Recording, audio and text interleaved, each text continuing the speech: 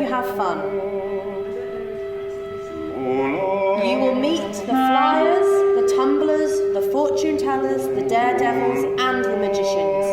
There will be singing and mystery. There will be snacks. We will have a break for lunch. Then there will be rain, sunshine, and surprises.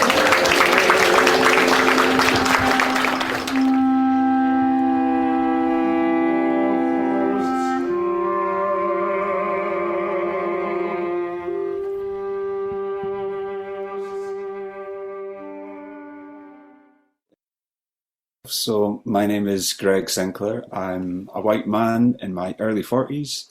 I've got dark brown and grey hair, and I'm wearing a dark blue shirt and sitting in front of a very busy bookcase of books and pictures and ornaments. So I just wanted to talk a little bit about my own artistic practice and what draws me into this discussion about creating work in special education needs and disabilities settings. So I'm a cellist and a composer, writing music mostly for dance, theatre and performance. And I'm also a performance artist who makes and performs in my own work. Relevant to the discussion this evening, I was one of the co-composers and performers of Sound Symphony, which was a performance by Oily Cart, specifically made for sound-seeking young autistic audience members. And more recently, just before Christmas, I was one of 4 artists who led an intensive artist residency supported by Imaginate in an additional support needs school in Edinburgh called Oakland School. So I might draw from those projects as the discussion moves along tonight. So I'll ask the other panelists to introduce themselves. Maybe I can start with Claire. Hi everyone, my name's Claire. I'm a white woman in my mid-30s. I have dark brown and grey hair with a short fringe and tied back. I'm wearing bright red glasses, dangling purple earrings in kind of geometric shape, and a knitted green jumper. Behind me is my partner's desk, which is laden with many screens and tech equipment. And I've kicked him out. He's still editing some stuff, but I've kicked him out for this meeting today. So yeah, I am a performer, theatre maker and musician, working predominantly in Scotland. And I was one of the co-creators and director for Roll Up, which is the opera with Mahogany Opera that we'll be talking about a little bit today. I was also a Jerwood Fellow with Imaginate and Oily Cart for 2 years, which was a funded period of research looking into kind of making sensory work for young disabled audiences. And through that, I've started developing a new piece called Dusk, which is an experimental vocal piece, which will be kind of an immersive, embodied experience for neurodivergent teenagers that I'll be developing over the next year or so. So those are kind of some of the things that I'll be drawing on, I think, in some of the discussions we're having today. Okay, thanks. Thanks, Claire. Shiori, would you like to introduce yourself? Hi, everyone. My name is Shiori Usui. I am originally from Japan, but have lived in Scotland for more than 20 years. I am a composer, performer, and an improviser playing piano and voice. I am a woman in the 40s, early 40s, have black and gray hairs. I wear brown glasses and have slightly dark skin. I'm wearing a pinkish knitted cardigan, and my background is very white. And I'm here to talk about my experiences. I'm in the process of creating a sensory theater show in hydropool along with disabled young people. And I'm doing this at the moment with independent architect in Scotland and Oily Cart based in London.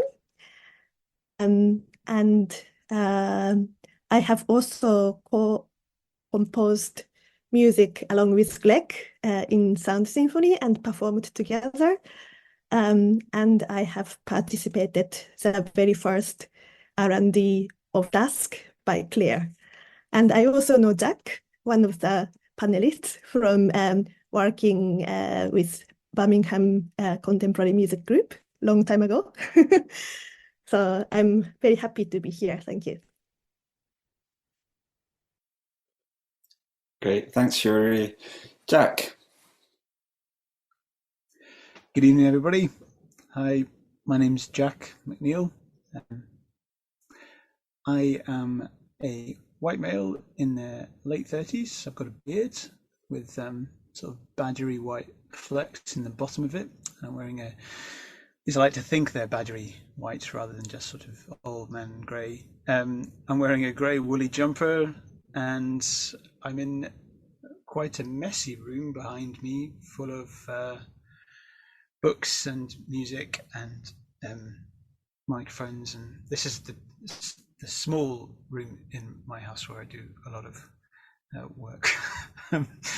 I am a clarinetist and a bass clarinetist. I'm a composer, and I often describe myself as a maker because a lot of the work I do involves collaboration across different art forms. And I sort of have a bit of a kleptomaniac's interest in all of them. I was one of the creators of Roll Up for Mahogany Opera alongside Claire and Annie. I wrote the music and played clarinet in it. Also an improviser, which came in handy in that project. And I run a 12-piece ensemble called Propeller, who work through the lens of soundscape ecology. So that's sort of listening to the health of the planet. And as part of our work, we collaborate with an organization called Audio Visibility, which is a charity for deaf musicians, looking at sort of the visualization of sound. That's me. Great, thanks, Jack. And lastly, Annie. Hello, everybody. I'm Annie Ruscillo. I am a white female in my early-ish 50s. I have got brown curly hair, which is a little bit grey at the moment, tied back. I've got a white fleece on, and I've got a very blurry background due to hiding the house renovations that are going on at the moment. I was the music teacher, music lead at Sandgate School for, I still am, and worked with Jack and Claire on Roll Up, but I also trained as a music therapist 20 years ago now, and in the past have done big projects with long-term projects with professional orchestras, namely the Royal Liverpool Philharmonic and the Royal Philharmonic. So yeah, that's my background. Brilliant. Thank you very much, everyone. So my first question for the panelists is a general question, so feel free to all have a go at answering it, or whoever is most interested. And it is, why do we think it is important to create work within SEND settings, and what draws you to it specifically?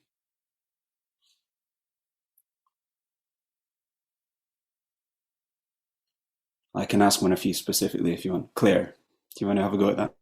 Yeah, I'll go for it. I think it's really important to be creating work within the settings, because to do to create the most kind of useful work for the audience that this kind of work is intended for, you do have to be in a setting where you are continually researching, and to do that in collaboration with the young people is vital, because if you're, unlike maybe more mainstream theatre, for example, or more mainstream music concerts, if you're in a rehearsal room on your own, you're trying out stuff, and you maybe think you like the sound of it or you like the way it looks, it's quite different making work, I think, for this intended audience, because there's just a lot more that you can learn from being in the room with them. And I think that going in with a really inquisitive mind and thinking of this two-way exchange whereby you are maybe trying something out and seeing if they enjoy it, but you're also reading the signs and collaborating with them based on what the young people are enjoying or what they want more of or what they dislike, and to really see it as a kind of very fluid, collaborative, creative process, I think makes the most useful work and the most exciting work for this audience. And it's because of that I enjoy it so much. I also come from a clown background, and I really enjoy I think this specifically because you just don't know what you're going to get, and it's really exciting to be in the moment and to be completely knocked off kilter. Like, you go in with a certain idea, and then actually 5 minutes in you're like, wait, this is not going to work at all, because this young person obviously hates the sound of my singing voice, for example. and what else do I have on me? And and then in that moment you have to be so quick to just try something and to be open to failing, and also maybe in finding the joy in getting things wrong, because I think that's fun for these young people to see that we're not coming in as experts, we're coming in as equals, and we've got some stuff to try, but also we don't have any definitive answer as to what we want to be coming away with. And I just find that really, really exciting and exhilarating, and in that way you just can't really get bored. And I think we learned that a lot with Roll Up, in that I think me and Jack specifically had certain ideas at the beginning, and then what we ended up with through working with Annie and through like Annie's amazing guidance and the young people in the school was very, very different, but all the better for it. So yeah, that's what I would say. Just to add something short to that, really. I think kind of there aren't that many performative interactions that are so intimate and close and immediate, and so I think kind of it's important to do this kind of work, because it can maybe teach us about performing and kind of being with people in a much more sort of immediate, closer way, kind of full stop. And as a performer, that's a real privilege and a real sort of, it's kind of what you want. You kind of have that immediate feedback, and you don't often get that opportunity in other environments, but it's built into this way of working. So it's it'd be interesting to see what it was like if more performers was like that, really.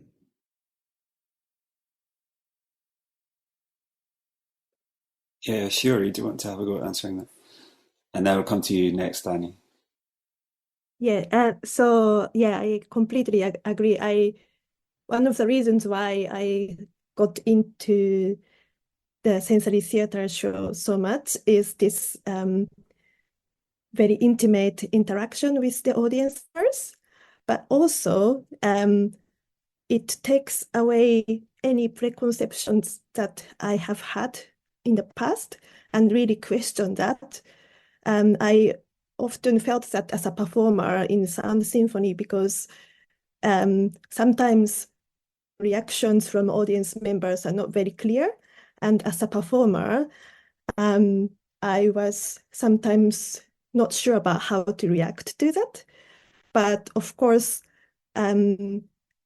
what's visible is not the only thing that the audience members are feeling, and it's same for everybody. But so I had to then learn a way to take a step back mentally at the same time as well as being right there as a performer. And that was really an eye-opening experience, and really,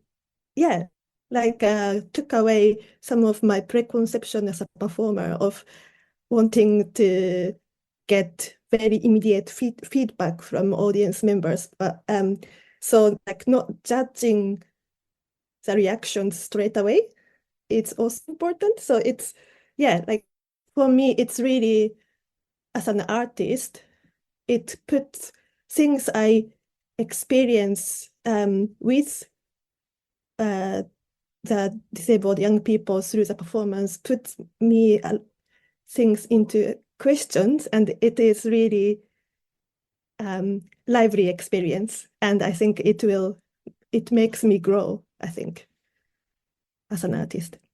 And also, sorry, just very briefly, I think it's important for anybody to have more experiences of different kinds of arts. And I think especially what I understand is people, disabled young people are not getting that a lot, not having the choices at least. So I think it's really great that Mahogany Opera is doing this, and Oily Cart is making lots of shows, but I think lots of people have started to do that now. And so that's also one of the reasons. Great, thanks, Shiori, and please don't ever apologise for how much you have to say. All of you have got such valuable insight. Annie, you're coming into this question, but you're also coming from a slightly different angle from Jack, Claire, and Shiori. What's your take on the importance of creating work in SEND settings? So I hear beautifully what everybody said so far, and would echo that from a personal point of view. You never stop learning, however many times you do something like this. I'd never worked with opera before, and a lot of the staff thought I was crazy bringing in an opera company with a group of young people who are predominantly non-verbal. How does this work? And we can talk a lot about cultural capital, which I agree that we need to improve our young people's cultural capital, and I would echo completely that this demographic have very few opportunities to access the arts in general because of where they generally take place. So it would be going to a theatre or going to a concert hall, or and then that puts out a whole group of young people that can't access that for reasons of sensory processing disorder or physical ability or the ability to concentrate. So there's that element that we can widen our young people's world, because our young people generally have very small worlds, unfortunately, through circumstance or just lack of opportunity. But also, I think from a really personal level for our young people is that when you're working with musicians such as Jack and Claire, who got the brief immediately, is that sometimes in situations where somebody is playing and responding to a young person, it might be the only time in their day that they actually feel like they're being listened to, because of that immediate response musically to a movement or to a look or to a sound, and that is reflected back to them in a musical manner, whether it be voice or instrumental, that they actually feel heard in that moment. And we try our best in our day-to-day lives at school, where we work with intensive interaction, and we work with techniques that hopefully show that. But I feel, and I think our young people proved it that first week, when they were moving and responding and listening and stilling to sound, and to Jack and Claire responding to them, is what I observed, is our young people genuinely stood and thought, yeah, they're hearing me. They're they're listening to me and I'm being heard. And I think that improvisation, that model of working is absolutely priceless, and can only serve to help our young people feel validated. Actually, it goes wider than arts for me. Yeah. And on the importance, thanks Annie, on the importance of the experience, maybe if I can ask you, because my knowledge of how Roll Up was created is that it actually took quite a long period of time within the school, which obviously involved a lot of interactions with young people. Do you want to speak a little bit about the time that is necessary, or the value of taking time to create work in SEND settings? Yeah, I'll try and speak to that a bit. I think it sort of a little bit it boils down to who it's for, and kind of whether what you're making is genuinely having time to land where it needs to be landing. In the first week that we were in Sandgate, I mean, we'd all been in touch and met a few times before, and I've been in touch with Clair about some potential musical material to bring, but it felt quite important to not bring very much to the first week. And so I came with like just a few nuggets of sound really, and then we were immediately sort of put into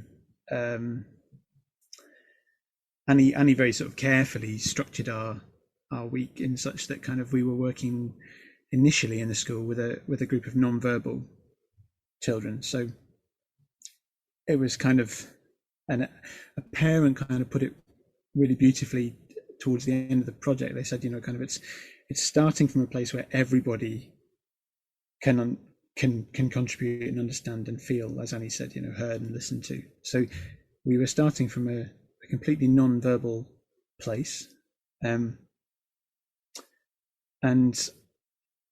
we were in for the whole of the duration of these classes with these young people, and we did it on their terms. So we did it on their the way their days were structured, and we came into the spaces that they used sometimes, and then adapted some other spaces to make it fun. And so the time felt important because when you're not working with words, and you're just working kind of in this way that's kind of very, very physical, and in a weird way, because you're zooming in, all of a sudden there's so much to look at, listen to, and see that you maybe wouldn't otherwise have sort of noticed. It's like you've sort of zoomed in on this amazing micro sort of world of interactions, feedback, and I suppose kind of like that also meant that we had to sort of we had time in that small world to sort of see what the effect of our music was and of our interactions were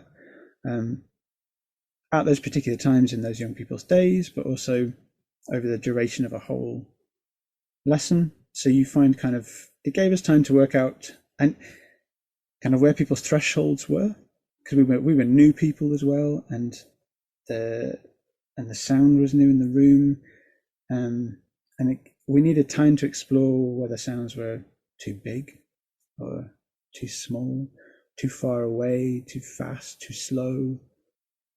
And in a funny kind of way, you really needed the time to get to know each of the individual young people's threshold for interacting with you in that non-verbal way before you could write any more music, because otherwise you're imposing a structure and and a hierarchy on a situation that's where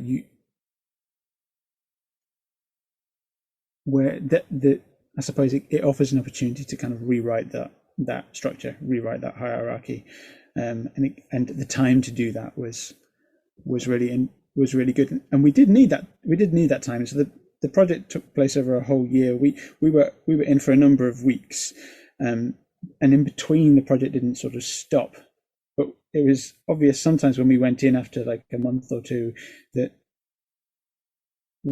some people might remember us, some young people might remember us, some might not. So also kind of like there was the sort of the layering of our relationships, and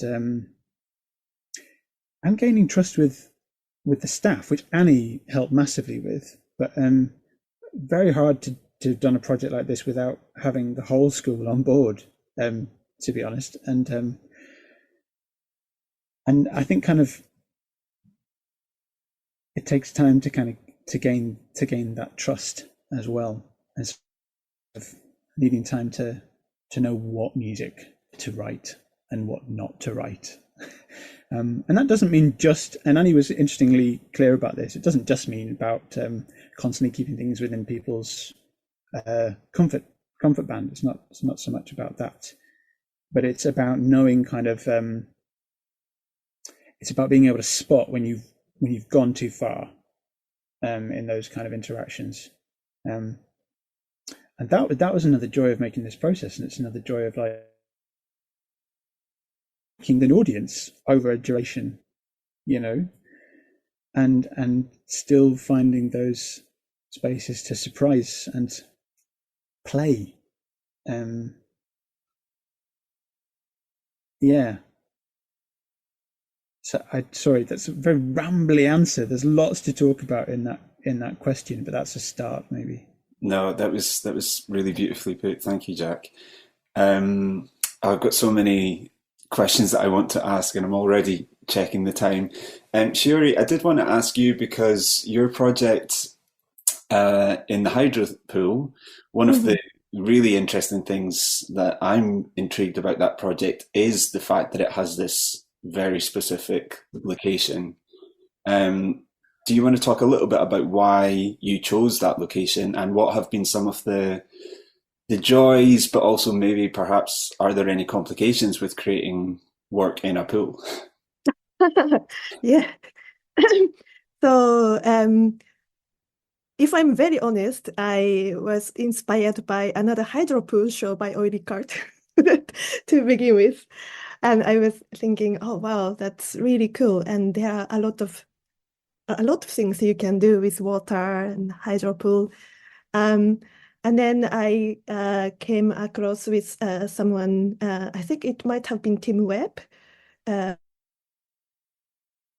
writing that pools are particularly enjoyed by the wheelchair users and also people who have restricted mobility, because the support of warm water relieves tensions in muscles and also some gravity and stuff like that. So I felt like we will be able to be kind of equal footing with young people with limited mobilities if we are in the swimming pool. So for me, that was really important. And also around the same time, I was reading a book called Entangled Life by Marilyn Sheldrake. Maybe some of you know that book already. It's a really fascinating book. And I started to be interested in microorganisms living in water and all our bodies. And yeah, without all these microorganisms living in our bodies, we don't function as we do. And these tiny living beings also need water. And I feel like everything needs water, and see all of us as living beings without any kind of, yeah. So it's with those different reasons I decided to explore my work in hydropool. And just from a purely practical point of view, you know, does that have, I mean, how many participants are there? How many performers in the work? I know that you're still at quite an early stage of the production, so maybe things will change. But yeah, are some of those potential limitations also creatively interesting for you, for example? Yeah, so hydropool is really warm and use lots of chlorine as clay as well. So yeah, there is a limit in terms of how long performers can be in the pool, in terms of rehearsals and things. And we also used hydropool, which was quite small. I think there are different shapes and sizes, but overall they tend to be smaller in size. So that limits the number of people who can be in the same space together. So in my R&D, which was supported by Imaginate as well, we had 2 young people each time, and it was really very focused on one young individual at the time as well. So yeah, I think that gave us a really good way of focusing on the interaction, to one young audience each time. Yeah. Great, thank you. Just picking up on that point of interaction, Claire, I'm going to ask you a big question, and you've got 4 minutes before the break to tackle it. But it is just this notion about, well, 2 parts. One, how important intimacy between performer and audience member, participant, how important that is within your work, but also in terms of like the number of participants or the number of audience members, because quite often work in these settings, the audiences are a lot smaller. Do you want to speak about that, maybe in relation to your piece Dusk that you're developing? Yeah. So I think the intimate nature of performing for this kind of audience is, I guess in some ways there's a restriction there, because I think, you don't want to have too many people in the room at any one time, but I also think it opens up so many creative possibilities. And whether that is kind of one performer to one audience member, like with Shiori's piece, because I was working on the R&D with her, which was amazing and very, very intense, because we had 2 young people and 2 of us performing in the pool at any one time, sometimes 2 performers to one audience member. And the piece I'm making, Dusk, is going to have 5 singers which move around the space, and the audience will probably equal that, so probably 5 audience members, maybe with the addition of like a teacher or carer or parent, who will also move around the space. So it's kind of like a complete free space. There's no division between stage and audience. Every aspect of the room is free for everyone to be exploring, and in that way the audience can follow the singers or decide to be close to maybe a voice they particularly feel interested in, and then they hear someone else singing over at the other end of the room and they can move there, or they can choose to sit in a slightly quieter corner of the room. There'll be elements of the set that vibrate and maybe have low humming sounds coming from them, so you as an audience member, you could decide to be close to that and maybe put your body against it and just have that intimate time with something that isn't a body. And I think all of that is a really exciting way to work, because I think in more mainstream theatre, certainly in some of the pieces that I've done in the past, there's such a focus on, it's not so much selling tickets, but it is, how are you reaching people, and how many people are you reaching, and what is the box office split, and where is this piece touring to, and what venues are available for it. And in that way you end up sometimes creating work for potentially more people than you would like it to be for, that really suits the piece. And the joy of creating work like this is that that just won't work. So you can't really let that be the focus, because it won't work like that. And you aren't going to be presenting this kind of work on a stage with a seating bank for 180 people. So you are rethinking the kind of spaces you're creating this work in. So with Shiori's piece in a hydro pool, or for Roll Up, we created it in the school, which we didn't necessarily know was going to happen when we started the development. But very quickly we realized, actually, in order for this to be the most accessible for the participants and for the audience, we need to be presenting Roll Up in the place that has been created. And so it was a 2-day opera in the school, and we took over all different spaces within the school for that. And then for Dusk, my vocal piece I'm working on, I think it will be a studio space, but with the ability to tour into school halls. So it'll be a bit flexible with that. And I think it does create a much more environment. And I think in that way, a really exciting and live, very, very live performance, whereby each whatever it is, performance or show, will be different, because the magic happens within the space, and it is either site specific or site responsive in that way, which I think is really exciting. Brilliant. Thanks very much, Claire. So that's us now at 6:45, so we are just going to take a short 10-minute break. So feel free to do whatever you need to do, take a screen break. But we are Mark is just going to share some footage from Roll Up, so you might be interested in sticking to your screen to watch that.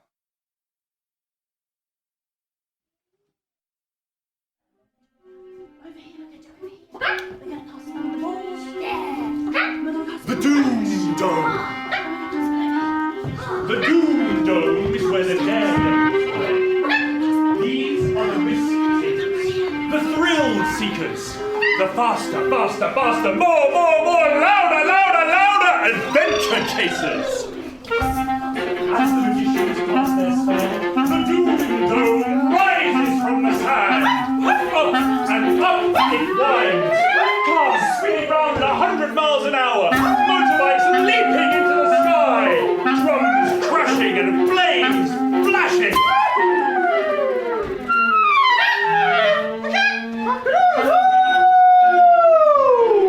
This is a graphic score. Now, a graphic score is when images, shapes and pictures are used instead of musical notes to make music. We asked Fairfield class to come up with some shapes and images inspired by daredevils, risk-taking, dangerous activities. And we made them into a graphic score. So, take it away. Woof, woof, woof, woof.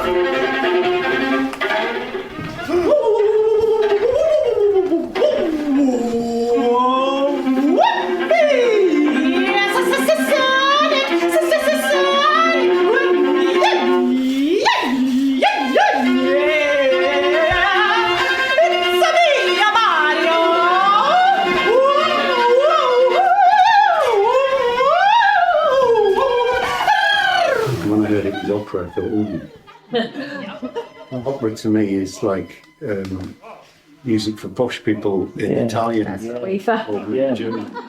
I was watching it through the corner of my eye the whole time. When she's upset, she pulls a book over her face and she's ready to go. And I was waiting for her. Knew that? Not a hint. No. She was completely engaged. It's incredible. Confident, wasn't she? Yeah. Really confident. Which, we've not seen things like this before, because she doesn't like chaotic things, she doesn't like things she can't predict or understand. But having all that background, it worked. Chopping my ears up to it a bit, I'm gonna look into it a bit more. What an elitist Yeah, you kind of Complicated, elitist, and that's and expensive. It's the night time coming. The night skies are coming out, everyone. See the night skies.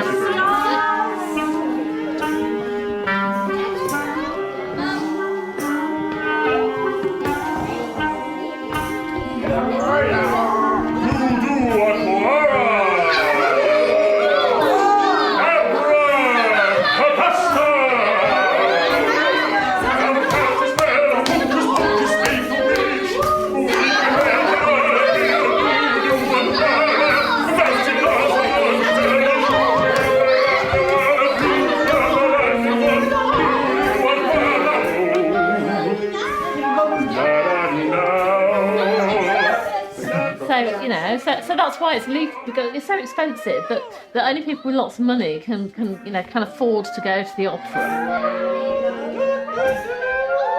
And so the idea of bringing opera to any school, but especially a school like this, is kind of a bit it takes a bit of thinking about, and then you come and experience it, and it's like, hi. Yeah. I mean, I feel that kind of opera really reflects culture and politics. And historically, sound has been used to be powerful over other people in lots of different ways. And so, yes, sound that was not able to be understood by everybody suddenly elevated you. And yes, a high ticket price suddenly elevated you. It's about power, it's about politics, it's about culture.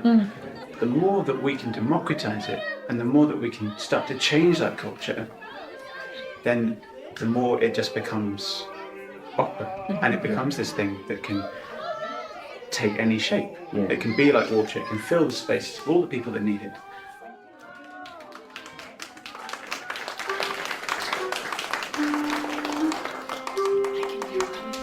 Can you hear the rumbling? Is it the daredevils?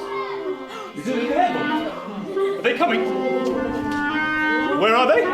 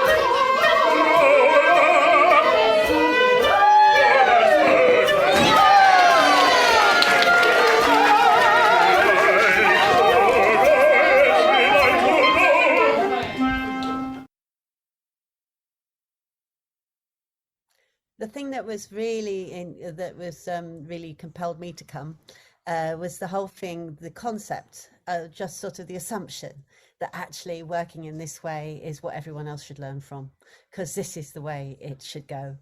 And then, all the other artistic work that you do just can, blossom out from here, rather than this sort of work being an add-on, so that's why I'm here.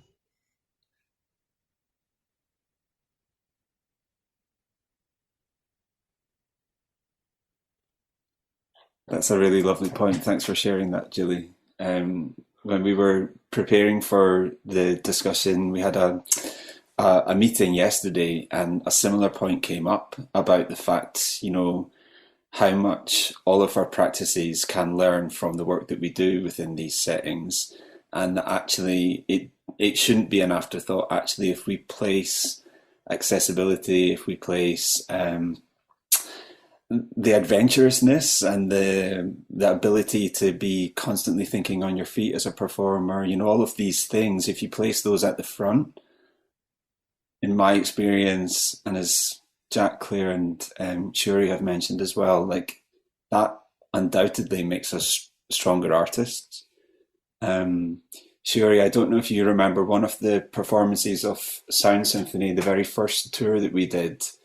I now think of it as the infamous Johnston Town Hall performance. Oh, yes. Where it was simultaneously one of the most incredible performance experiences of my life and one of the most terrifying experiences of my life. Because everybody that came to see that show had a very different agenda about how that show was going to go. And we did not do, I don't think, 10% of what we thought we were going to be doing. But we all got to the end slightly weather beaten and exhausted, but all kind of grinning because we'd had this incredible experience. Mm-hmm. And we just had to learn to kind of adapt, respond, have these incredible moments of intensive interaction with one individual. And then you would glance up and somebody was kind of climbing on the set and singing. And, it was just a whirlwind of chaos and joy. But quite hard work, wasn't it? It was, yeah. I was quite glad when we reached to the point of the last section where we are, as a performer or as a character, we have more autonomy to act on our own accord. And yeah, that was, so for me, like freedom to be able to respond was like such a relief for me. Yeah, that's great. I was going to start this part of the chat by asking both Jack and Shiori. Both of you mentioned the importance of as important to you. Jack, do you want to mention how important that is within your work in these settings? Yeah, I mean, just in brief, really, I think kind of it's Shiori mentioned it there. It's having the license to not do something as much as to do something. I think as a performer, it's and it is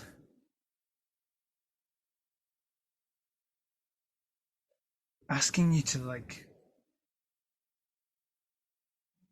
use your tools to connect you to that other person or that space or that situation. I think kind of often improvisation is sort of projected as a sort of a very kind of weirdly a kind of internal dive, because you're seeking out within yourself sort of something. And I think what was interesting about the improvisation in this setting is it's kind of about, and that's not to say that improvisation in an ensemble and in a group doesn't involve constant feedback and constant recalibration of decisions and things, but I think kind of maybe what was so fascinating for me about this kind of improvisation with this particular group of participants and audience is that I didn't necessarily speak their language as much as they didn't speak mine. And so the improvisation was a process of finding,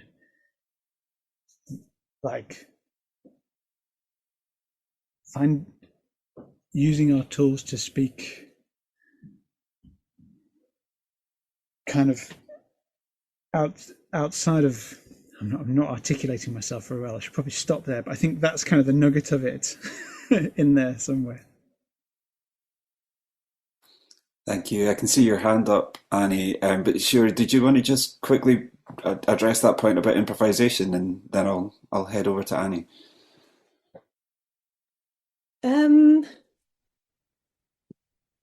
I think for me, improvisation is finding a mutual space or the time-space kind of dimension that me as a performer and the young people or young person to coexist without having to explain anything. Like, and that's the most beautiful bit I find when it happens. That allowed to be yourself. It's something that I find really beautiful. And so important for these young people to find that agency as well.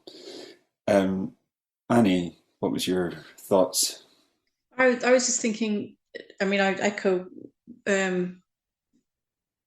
both speakers there, but I think for me, in using improvisation myself, and also seeing Jack and Claire use improvisation with our young people is the difference between our young people having something done to or for them and doing it with them. And I think that's the beauty of using, because in my own music with the young people, I use a lot of improvisation. And even in communication sessions, it doesn't have to be a music session. You know, it doesn't have to be labeled as a music session. I would use singing and vocalization and instrumental playing. We use it all day, every day in our school day. So you'll hear singing all the time in our school. Singing marks the beginning and the end of a session. Singing will, you know, if you see the film, you'll hear the beautiful roll down song. So we count our young people down a lot. You know, we're going to finish this in 5, and then we're going to go and have a snack, or then we might leave it 5 minutes. We're going to finish this in 4.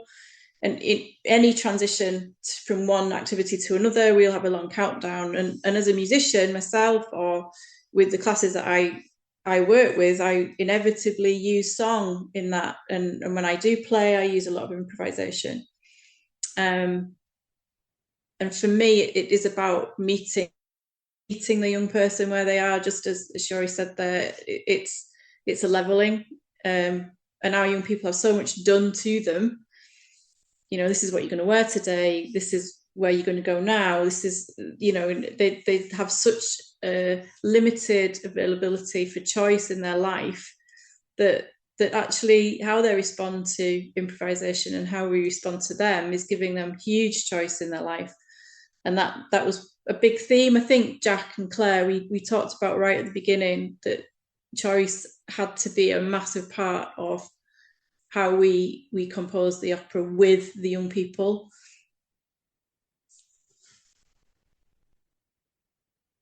That co-creation aspect seems like it's a really common thread with all of the panelists speaking.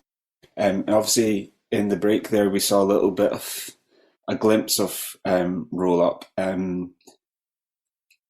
To what extent, so it was interesting hearing you speak there, Annie, about the fact that, you know, the school is already this really creative space. To what extent did having Mahogany Opera come in, did that disrupt the school in any way? Or did they just kind of slot in very easily because of the fact that you're already using song and music and throughout the day? I think it wasn't so much that we're using song. So, I mean, I use song. There are a vast majority of teachers and LSAs that are terrified of using music and terrified of song. So, you know, I have to really push that, and I have to bring people in to help facilitate that. So for me personally, as a music therapist, as a teacher, I personally use improvisation a lot.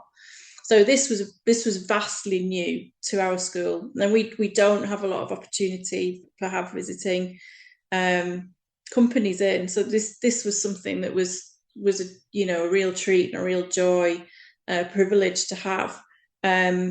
As far as the disruption, the way that we organised the year really, and the input of Jack and Claire and the Mahogany team, was that I very carefully wrote it into the timetable. So Jack and Claire would come in, especially in the rehearsal weeks, the composition weeks, in sessions that were already existing.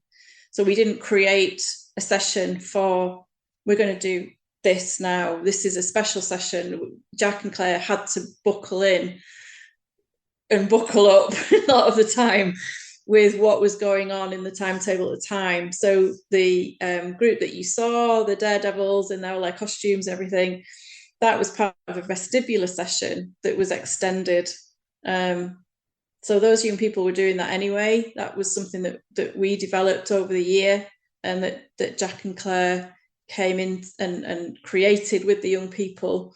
So we were very, very careful not only to make sure that the sessions were pinned on the sensory needs of the young people, but also that we built this into their day so that there wasn't too much new all the time. Otherwise, we'd just be breaking down that barrier before we actually got to work with anybody, if that makes sense.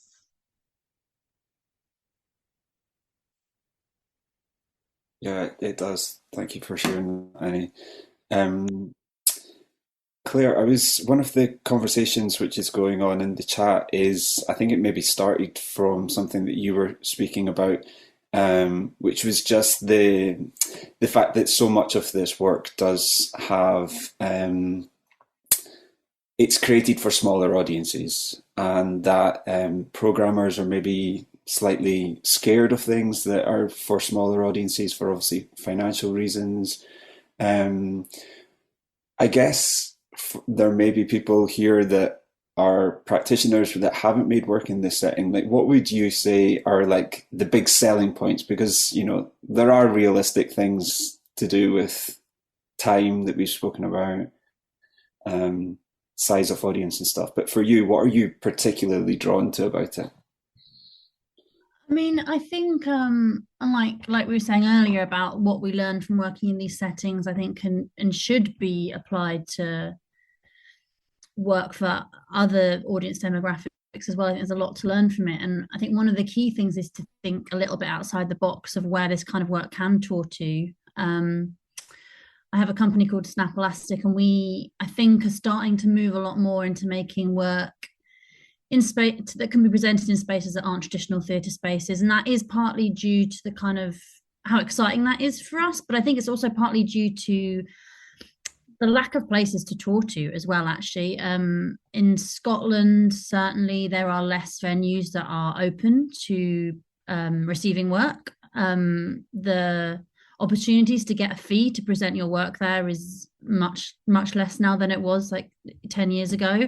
Sometimes you can try and get a tour kind of written up, and actually you won't be getting any income from any of those theatres. You have to kind of fund it yourself. When, you know, and if you're not regularly funded, then that's just like endless applications. And, you know, I think that taking this kind of SEND work as an example is a really good way of thinking about it, because there's lots of venues, there's lots of spaces you can be presenting work in, and there's lots of people who would love to be seeing work that are not going to be able to access those traditional theatres. So it's kind of, it is thinking about what that could be, basically. And I think to be creating work in schools and presenting it to schools is one thing that's really exciting, like Shiori creating something in a hydro pool, or, you know, a more public space like a public pool or libraries, or I'm working on a different piece at the moment which will be presented at probably more experimental music festivals, and in that kind of like more gig venues or exhibition spaces. And actually what you find, I think, when you start looking into that a little bit more, is those spaces are actually very excited, and they may not necessarily have loads of money, but they do already have an existing audience of people that are not used to seeing that kind of work. And particularly when you start thinking about more sensory work, or work that has music or is music led, you know, that is really accessible for a lot of people in terms of the content. And I think taking it to other venues and other spaces is a really exciting prospect. Yeah, so I don't know if that's answered your question slightly, Greg, maybe. Yeah, it did. No, it's great. Thank you, Claire. I mean, I think it's good. Everyone's speaking very honestly, and I think we all understand that creating work in these settings can be challenging for a lot of these reasons. I just thought it would be really nice for you to speak about, yeah, the experiences that you have with other projects. So thank you. And it reminded me when you were chatting there, Claire, it reminded me, Shiori, that one of the processes that you're going on with your project is that you're also thinking of a kind of at-home version. Is that correct? Yeah, so it's just still a plan, but our plan is to make at-home version of our hydropool work first, and then make the bigger version later. And I think that could increase more access to art for those who find it difficult to go to venue, or find it more easy to just being able to manage everything by themselves. Lots of different reasons, I think, that could be good for some people. So, yeah. And I guess just to be, can you explain exactly what an at-home version of a hydropool show is? Because I don't really know not yet. everyone's going to have their own pool at home. So Very good question. yeah, what again? Like, what are the sort of the creative things that you're interested in that, rather than the limitations of that? Like, what are you finding that you're like, oh, we can do that we can't do in a swimming pool? Are there those sorts of things that you're discovering? That's the sort of things that I'm hoping to discover, but I'm very much at the beginning of the process. So I don't have the clear answer. But what I'm thinking about at the moment is maybe people can use their own bath. Maybe we can send some props that we make.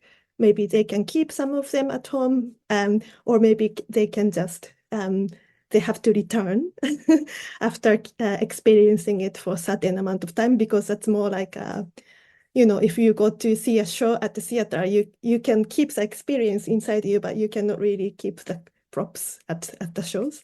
So maybe those kind of different ideas are floating, but it still remains to be seen what I will come up with.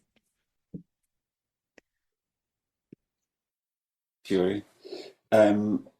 Jack, seeing a little bit of a clip there at the break of Roll Up, and it was really evident how important the young people are, the pupils in the school, how important they are within the work as performers.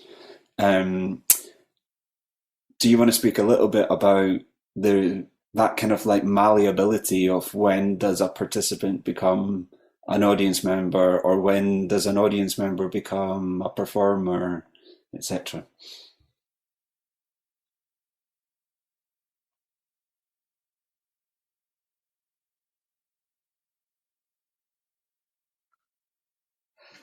Is that a tricky question? It's quite a tricky question, really. I mean, because it's sort of, I think probably there have been people who've always thought one was both, was one. It's kind of, often it is to do with your own experience and what you've been allowed to experience. I think the answer to that question, I think audiences are often made audiences by the people who are making the work, or made participants by the people who are making the work or putting the work on. I think people in general are pretty open to being invited to participate or not. And I think that working in this environment just makes that something that you have to do, rather than something that you have a sort of pre-existing culture that either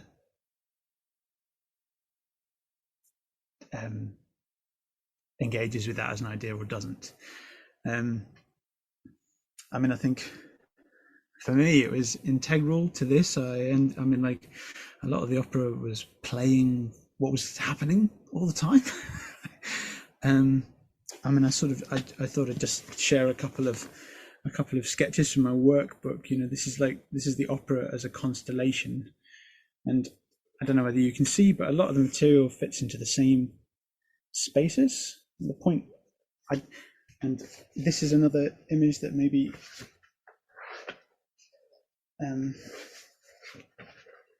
explains this a little bit.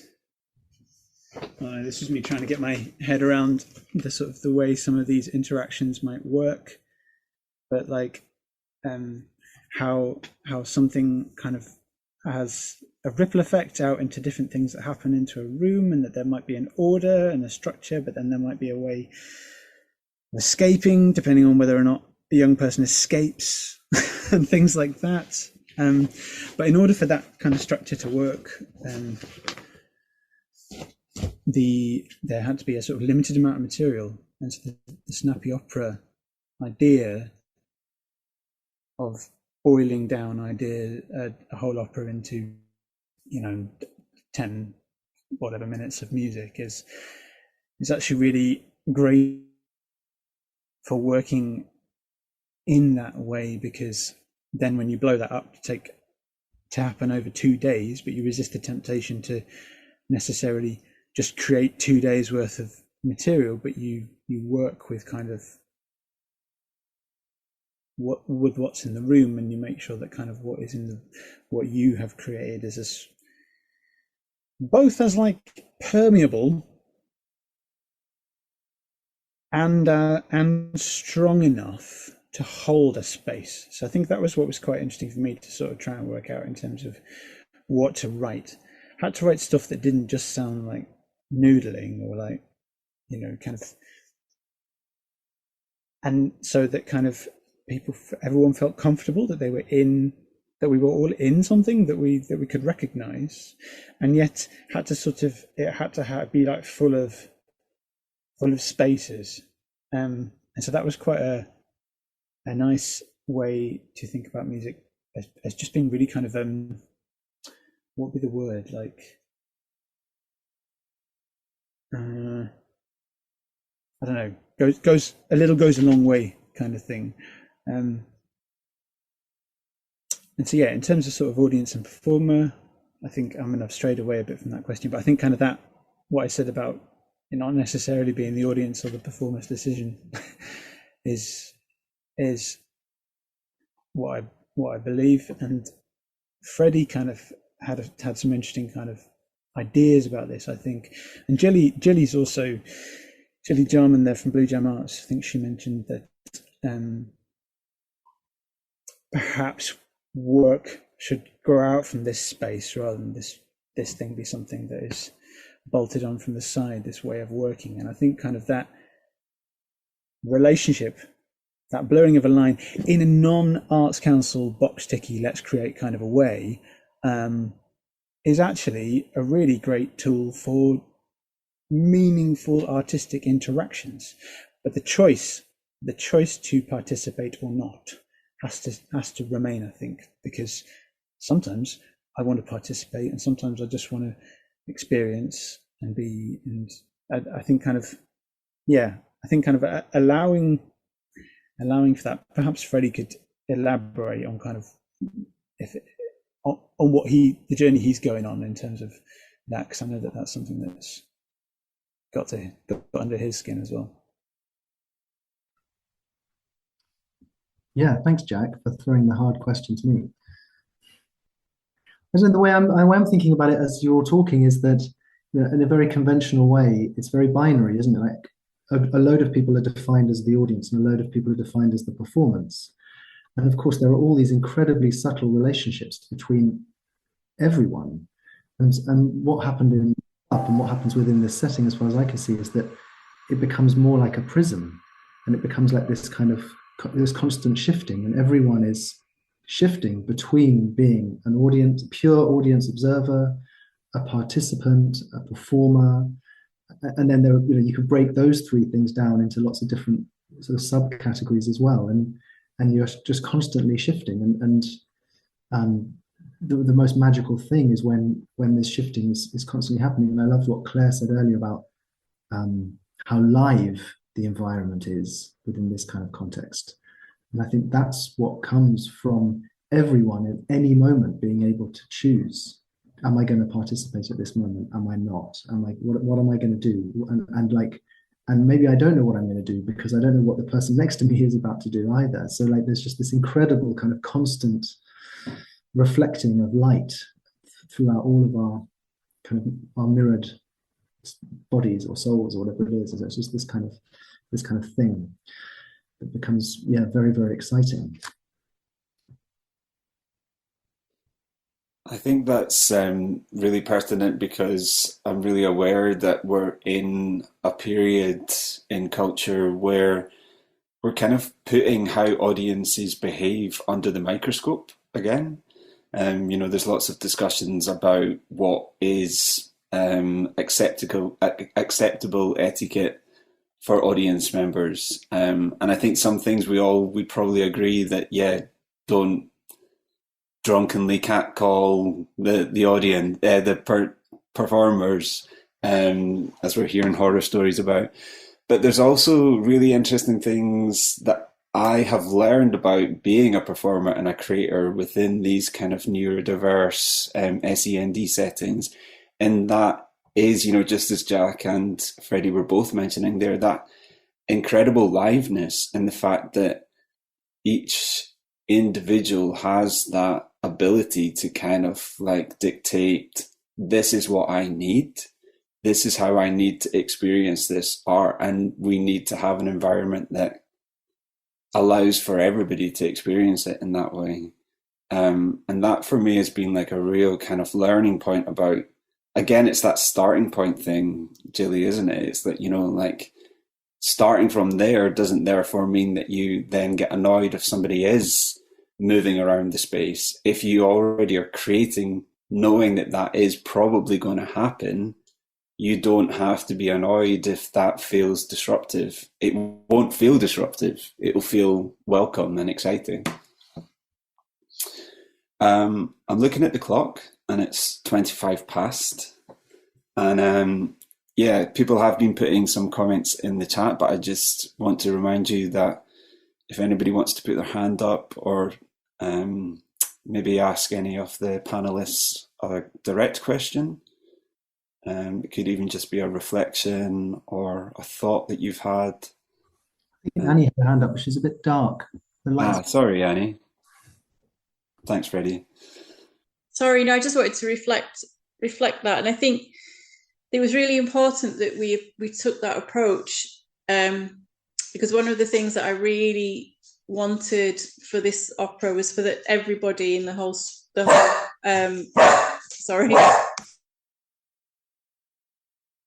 everybody within the community of the school got opportunity to take part. So we had to break those boundaries and had to make the performance space, audience space really fluid and accepting of who the young people were. Otherwise, we'd have had a really small cohort of young people that were able to access this particular project. So to throw that open and to say, okay, this group are not going to sit still. This group might not take any notice of you for the first 3 days. This is what we're going to do.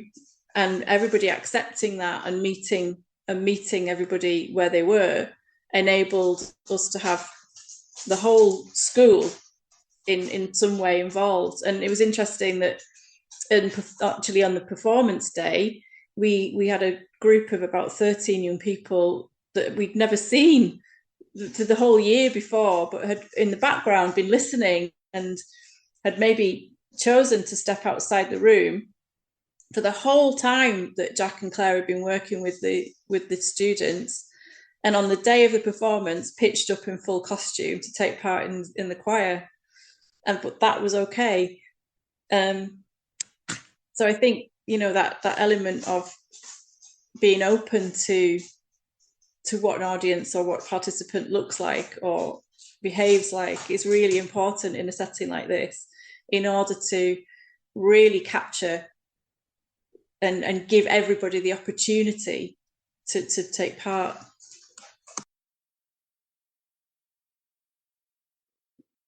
Just following on from that, Claire, like, do you think, is that just like an endless open invitation that everything is allowed in terms of how these audience members experience the work?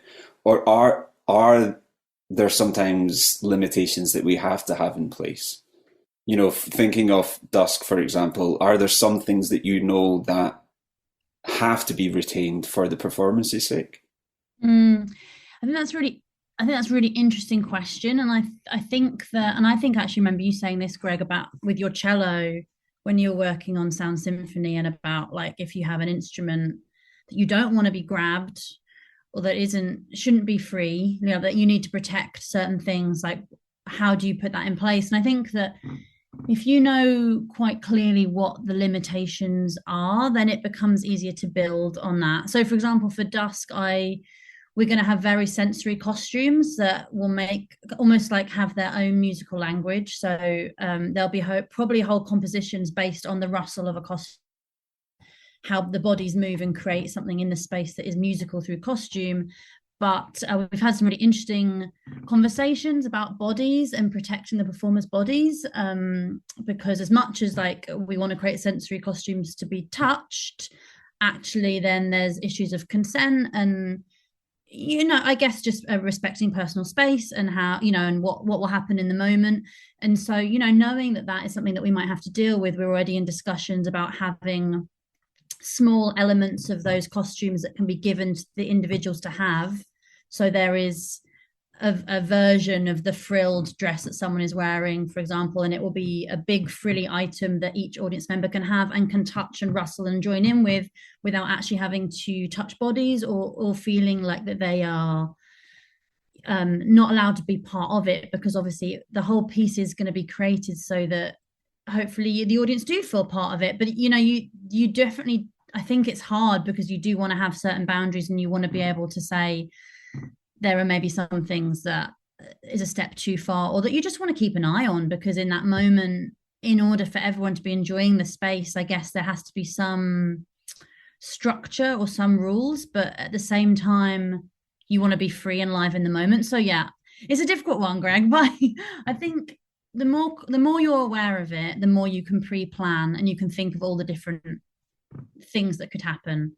And then also in that moment, you can be a bit more confident to maybe say, oh, you know, actually, this is my cello. I'm gonna take it over here, or I'm gonna play on a platform that is not necessarily reachable. Or certainly with Roll Up, we thought about instruments that could be held up high. We had a clarinet and a viola, and that was something that we considered and that Jack thought about when he was composing it. So yeah, there's all different things you can think of, I think. Greg, I'm just going to jump in just because it's 7:30, and I know I can see Annie and Jack and Jilly have said something.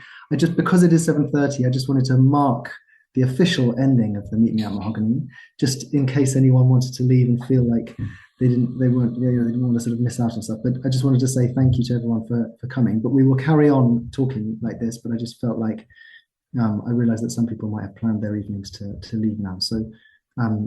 Thank you all, and we'll carry on talking now, but thank you all for coming. Sorry, Greg, carry on. No, you're quite right, Freddie. I actually hadn't realised that it was 7:30. I know that Annie and Jack have their hands up, but I also did see that Jilly had their hand up as Annie was speaking the last time and has put something in the chat. Jilly, do you want to address your question to Annie, or shall I read out what you wrote? Hi. Sorry. I've put you on the spot there. Is that all right? Well, I think what I wanted to say was it's just so nice to hear what Annie said. And she just said it with such confidence. And, well, of course, you have to come in and you have to spend that time. It's just obvious, And it's like for so many of us, when we're actually, when you're not funded or people want to go in a rush, you're not allowed to do that. And then you can't do the work that you want to do. You just can't do it because you will fudge it or you will impose or, it just won't work. And there is that massive thing, people say, yeah, but who really wants to do what you're doing? You know, why shouldn't you ask what they want to do? And I think there is a case for just saying, well, this is what I'm doing, and actually this is something that maybe someone has never ever had exposure to before, and this is the chance for them to have it, and maybe they don't want to do it, and that's absolutely fine, you know. And you're not hierarching it, that's not a word, but you know, you're just saying this is something. And as jam, it's like I've worked with people who have just spent 3 years not getting engaged, and then afterwards they've emailed me and said, actually, it's all sunk in now, and now I'm I'm doing it, you know. So it just takes time. That's all I wanted to say. That's great. Thank you. So maybe final thoughts from Jack and Annie, certainly, who had their hands up. Jack, do you want to make your final point? Yeah, I mean, just briefly, and kind of following on from what Gillian, Annie, and everybody have said, but this is not the beginning of kind of this kind of work and work in these kind of settings, but I think it is fairly near the beginning of it in terms of a performance practice that is just kind of accepted and expected to be part of people's kind of toolkit. I think kind of there's maybe an exciting further discussion and maybe further action to be had in terms of facilitating and empowering young performers and theatre makers really early on in these kind of skills, really, and so that in the same way as these performances and working in this way is not just bolted onto the sort of the performance sector, it's also not just bolted onto the education sector, but it's working in this way becomes integral to the way that you learn what it is to be a musician, a theatre practitioner, an artist, a human. I mean, kind of, I think like, yeah, I think there's a big conversation there to maybe be had in terms of how all this learning, which isn't new, but is certainly still only implemented, I would say, on an individual basis. I don't think it has made it into our channels of certainly mainstream kind of education, or even further education. I mean, yeah, which seems to be a glaring missing piece of the puzzle to me. Thanks. It's been great being here, by the way, and lovely to see everybody, old and new faces, and thanks to everyone who's just come to be part of it too. I'm not leaving, but I'm just saying goodbye.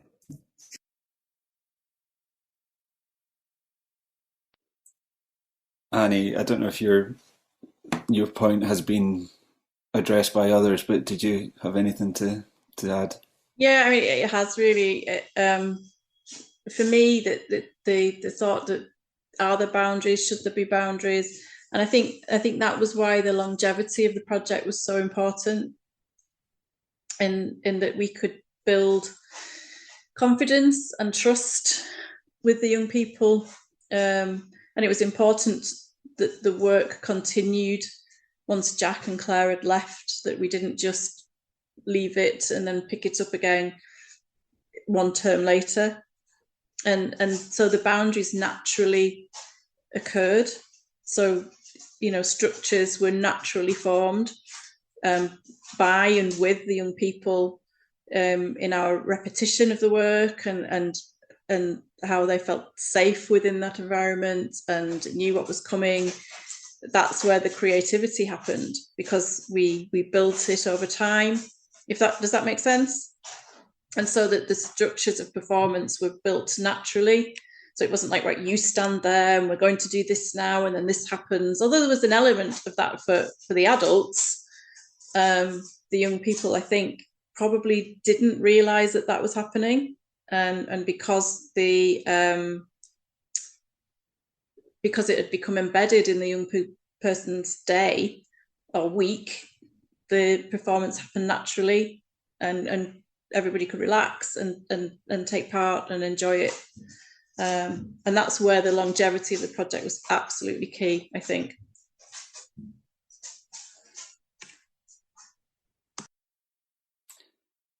Great. Well, I don't think there are any more questions in the chat. There's definitely some people that are sharing how much they've enjoyed hearing the discussion and that they've already had to leave. I guess, Freddie, if you have any last things that you want to say. Well, only a huge thank you to everyone, and also to Karen and Eluned for doing your wonderful captioning. And thank you to Jack, Shiori, Claire, and Annie for being such wonderful panelists. And thank you, Greg, for hosting so brilliantly and beautifully. And thank you to Mark and Bridget and Anne for being wonderful Mahogany team people and organising this. Have I said thank you to everyone? And thank you to Penny and Marie for being the two audience members, if I can call them audience members, although we don't like to use that word anymore, do we? Because no one is audience, no one is artist, no one is participant. But thank you for staying to the very end. And see you all again soon.